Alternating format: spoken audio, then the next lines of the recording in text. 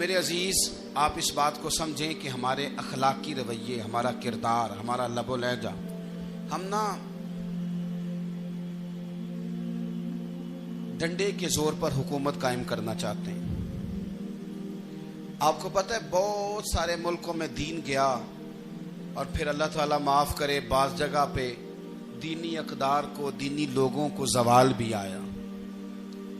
बर्रे सगीर पाको हिंद में दीन आया, लेकिन अल्लाह के फजल से ज़वाल नहीं आया और कभी आएगा भी नहीं, कभी आएगा भी नहीं। वो जो हम पे बड़ा एतराज़ करते हैं ना हमारे मामलात पे और बड़े बड़े फतवे देते हैं, ये बात वो भी कहते हैं कि इनके दिलों में इश्क रसूल की शम्मा बहुत ज़्यादा फिरोज़ा है। ये बेगाने भी मानते हैं। क्यों भला? इसकी वजह समझे। हमें जो दीन पढ़ाया है वो सूफिया ने पढ़ाया है, और सूफी जो दीन पढ़ाता है ना उसका लबो लहजा मीठा बड़ा होता है, उसके लबो लहजे में इखलास बड़ा होता है, उसके लबो लहजे में लिल्लाहियत बड़ी होती है, तलखी नहीं होती। तो वो दीन पढ़ाते नहीं, वो घोल के पिला ही देते हैं। उन्होंने ना लोगों से प्यार डाला, लोगों की उनके साथ मोहब्बत हो गई, प्यार हो गया, फिर उन्होंने मीठे अंदाज में लोगों को दीन समझाया, उनको अच्छे तरीके से, अच्छे लबो लहजे में दीन की और खैर की बातें उन तक पहुंचाई। उसका फायदा ये हुआ मेरे अजीज कि लोगों की रूहों तक दीन उतर गया। हमारे वो बच्चे जिनकी उम्रें अभी बिल्कुल छोटी होती हैं, 4 साल 5 साल की, वो भी रसूल पाक का नाम लेते हैं तो बड़े वजद के आलम में लेते हैं। क्यों? इसलिए कि हमारे बुजुर्गों ने हमें अच्छे तरीके से, इसलिए नबी पाक सल्लल्लाहु ताला अलैहि वसल्लम ने फरमाया कि हुस्ने अखलाक वाला आदमी अपने अखलाक की बुनियाद पर नफली रोजा रखने वालों और रात को कयाम करने वालों से ज्यादा फजीलत हासिल कर लेता है।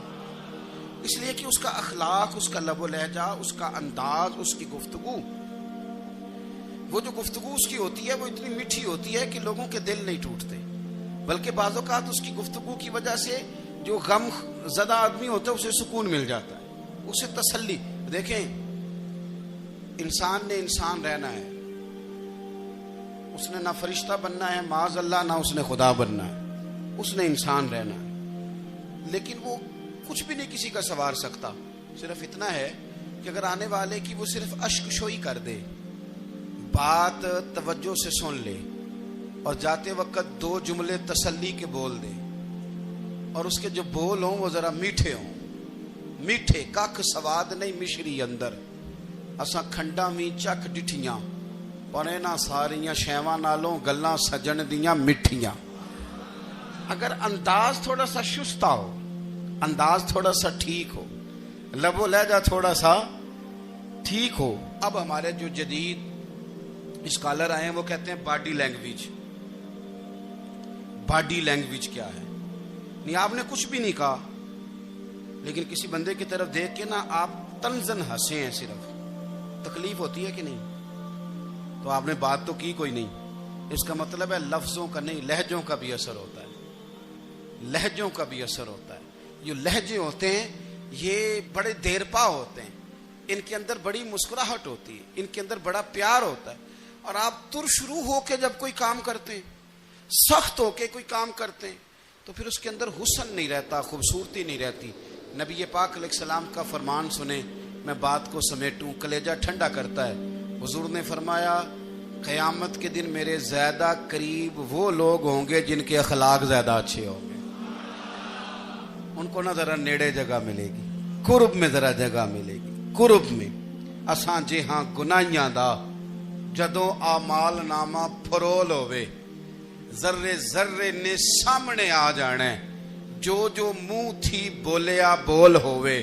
असां कोल हुजूर दे बैठ रहना, लख अमल तरकड़ी तोल होवे, ओदे कोलों की रब ने हिसाब लेना जेड़ा बैठा ही मुहम्मद दे कोल होवे।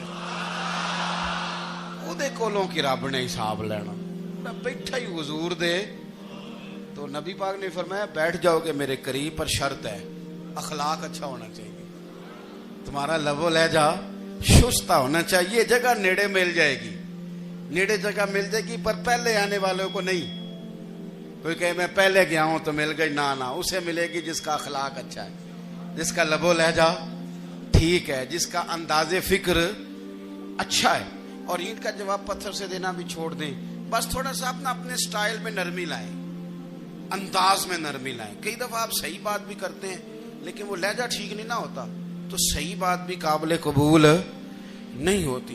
वैसे एक बात अर्ज करूं, अगर रोज की बुनियादों पे, जिस तरह आप थोड़ी सी बात करते हैं तो रोज करनी पड़ती है ना, रोज करनी पड़ती है। तो कोई भी आप डॉक्टर के पास जाते हैं तो वो दवाई बताए तो रोज खानी पड़ती है, परहेज बताए तो रोज करना पड़ता है। तो थोड़ा सा ना लबो लहजे पे भी तवज्जो दें। जिस तरह मुंह रोज धोते हैं ना, धोना ही पड़ता है, तो इसी तरह अगर थोड़ा सा लहजा भी धोना शुरू कर देना। ये जो लोग आपसे थोड़ा थोड़ा शिकवा करते हैं, तो उसने कहा था कि मेरे लहजे में गुरूर आया था, उसका हक था कि वो शिकायत करता। तो कहीं तो ऐसा है ना, कहीं तो कोई तो बात बहू ने गलत की है ना कि सास रो रही है। कुछ तो सास ने ऐसा कहा है ना कि बहू बेचारी कपड़े बांध के बच्चों समेत कहती है गुजारा नहीं होता। कुछ तो ऐसा भैया आपने कहा है ना कि किसी शख्स के मनपसंद रोटी पकी है पर वो बेचारा 3 दिन से खा नहीं सका। कोई तो बात ऐसी हुई है ना कि सामने वाला तड़प के रोया है और हंसना भूल गया है। कुछ तो आपने कहा है ना, कुछ तो आपने कहा है ना। एक आदमी तैयार हो गया है कि अब इस मोहल्ले में रहूंगा ही नहीं। कुछ तो ऐसा हुआ है ना कि लोग परदेसी होने लग गए हैं। कुछ तो ऐसा हुआ है ना कि सालों बसने वालों ने इलाके छोड़ दिए हैं।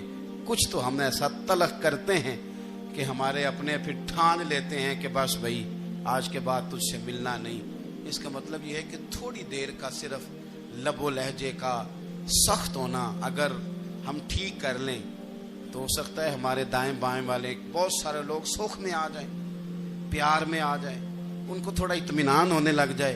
अपने लहजों पर, अपने उठने बैठने पर, मेल मिलाप पर थोड़ी तवज्जो दें, थोड़ा सा ख्याल करें। अल्लाह के हुजूर दुआ है, मालिक करीम समझने की तौफीक अता फरमाए।